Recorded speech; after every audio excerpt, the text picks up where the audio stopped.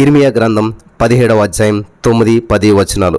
హృదయం అన్నిటికంటే మోసకరమైనటువంటిది, అది ఘోరమైన వ్యాధి గలది, దాన్ని గ్రహింపగలిగిన వాడెవడు?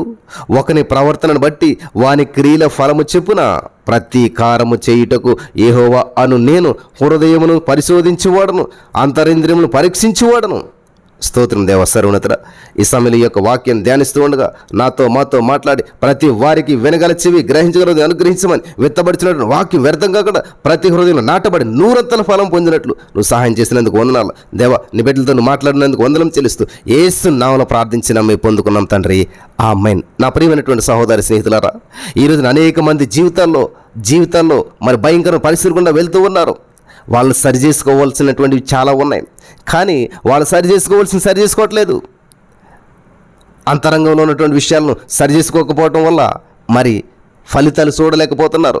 పైకి బాగానే చేస్తూ ఉన్నారు, కానీ వాళ్ళు చేసుకోవాల్సింది ఎక్కడ సర్దుకోవాలో అక్కడ సర్దుకోవటం లేదు. వాళ్ళ జీవితంలో ఎక్కడ సరి చేసుకోవాలో అది సరి చేసుకోవట్లేదు.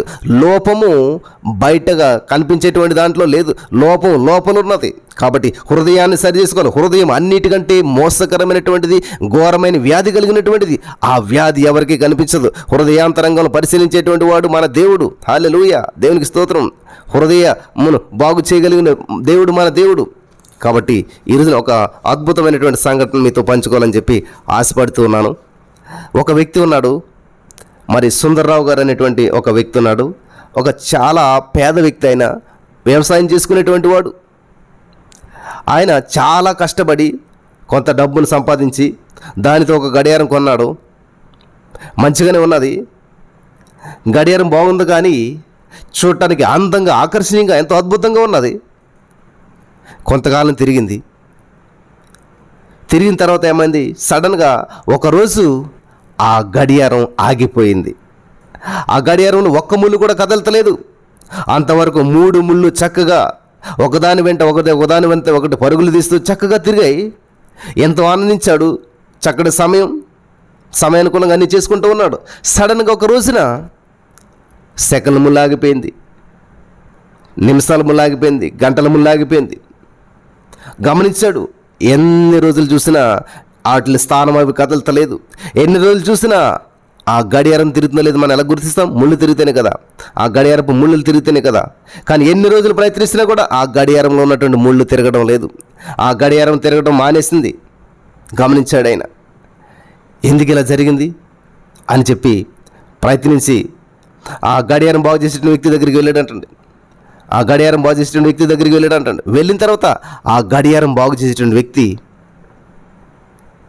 ఈ యొక్క సుందర్రావు గారు చేసిన పనిని చూసి ఆశ్చర్యపోయాడంట. అయ్యా, ఇది బాగు చేయండి అయ్యా, ఇవి తిరగడం మానేశాయి అని చెప్పి ఆ గడియారం వ్యక్తి దగ్గరికి ఆయన ఏం చేశాడంటే గడియారపు ముళ్ళులు తీసుకుని వెళ్ళాడంట. వింటున్నారా ప్రియులారా? గడియారపు ముళ్ళు, గంటల ముళ్ళు, నిమిషాల ముళ్ళు, సెకండ్ల ముళ్ళు, ఆ 3 ముళ్ళును తీసుకుని వెళ్ళి, అయ్యా ఇవి తిరగడం లేదు, నా గడియారంలో తిరగడం మానేశాయి, నా గడియారంలో ఈ 3 ముళ్ళు కూడా తిరగడం లేదు, దానివల్ల సమయం తెలియడం లేదు, దయచేసి ఈ 3 ముళ్ళును బాగు చేయండి అని అన్నాడంట ఆయన. ఆ గడియారాలు బాగు చేసిన వ్యక్తి ఆశ్చర్యపోయాడంట. అయ్యా, లోపము ఈ ముళ్ళలో లేదు,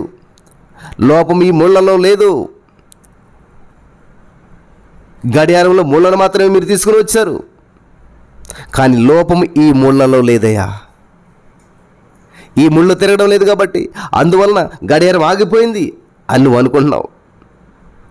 వీటిని బాగు చేయమంటా ఉన్నావు. బాగు చేయటువంటి వాడు సుందరరావు గారితో, తప్పుదు, ఈ ముళ్ళలో లేదయ్యా, గడియారం లోపల ఉంది. సమస్య గడియారం లోపల ఉంది. గడియారం తీసుకురా, బాగు చేస్తారు. అప్పుడు ఈ ముళ్ళు ఆటోమేటిక్గా అవే తిరుగుతాయి. కాబట్టి ముళ్ళను కాదు బాగు చేయవలసింది, గడియారాన్ని బాగు చేయాలి. సమస్య లోపల ఉంది, సమస్య గడియారం లోపల ఉంది, సమస్య బ్యాటరీలో ఉంది, సమస్య మిషన్లో ఉంది. మిషన్ సరి చేస్తే ఆటోమేటిక్గా ఈ ముళ్ళు తిరిగేస్తాయా, అంతేగాని మిషన్ తిప్పకుండా ఈ ముళ్ళు తిరగవు. కాబట్టి లోపము ఈ ముళ్ళలో లేదు, లోపము గడియారం లోపలుంది. బయటికి కనిపించట్లేదు. నీకు బయటికి తిరిగే ముళ్ళు మాత్రమే కనిపిస్తూ ఉన్నాయి. కాబట్టి ముళ్ళు ఆగిపోయని చెప్పి లోపం వీటిది అనుకుంటూ ఉన్నాం. బయటికి కనిపించే వీటిలో ఏ లోపమో లేదు, లోపమంతా కూడా లోపలున్నది. హల్లెలూయా. నా ప్రియమైనటువంటి సహోదరి స్నేహితులారా, ఈ రోజున ముళ్ళు మాత్రమే కనిపిస్తున్నాయా? ఆగిపోయిన ముళ్ళు మాత్రమే కనిపిస్తున్నాయా నీకు? తప్పు ముళ్ళదని చెప్పి నువ్వు అనుకుంటున్నావా? నీకు కంటికి కనిపించేటువంటిది తప్పు అనుకుంటున్నావా?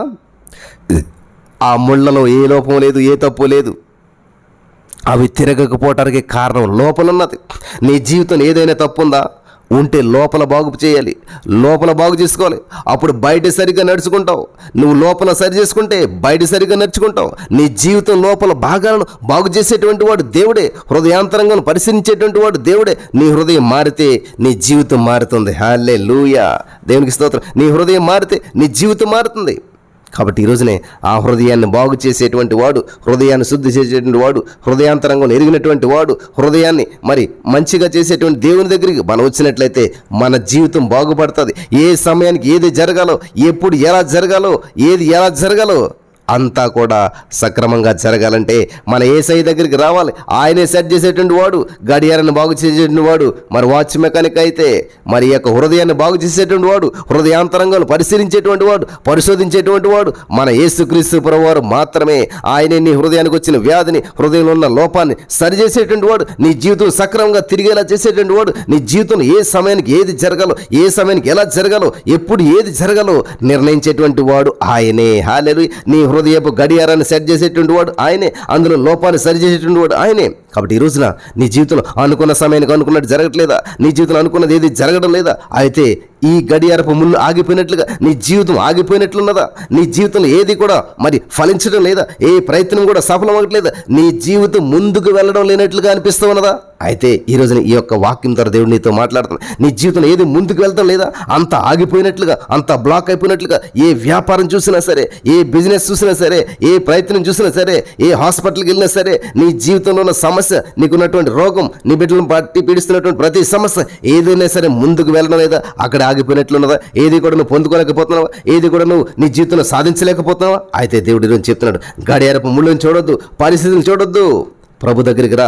ప్రభువు నీ జీవితాన్ని మార్చేటువంటి దేవుడు, నీ అంతరంగంలో ఉన్నటువంటి స్వభావాన్ని సరి చేసేటువంటి దేవుడు. నువ్వు దేవుని దగ్గరికి వచ్చినట్లయితే నిన్ను సరి చేస్తాడు, నిన్ను విస్తరింపజేస్తాడు, నిన్ను బాగు చేస్తాడు, నీ జీవితంలో ప్రతిదీ కూడా బాగు చేస్తాడు.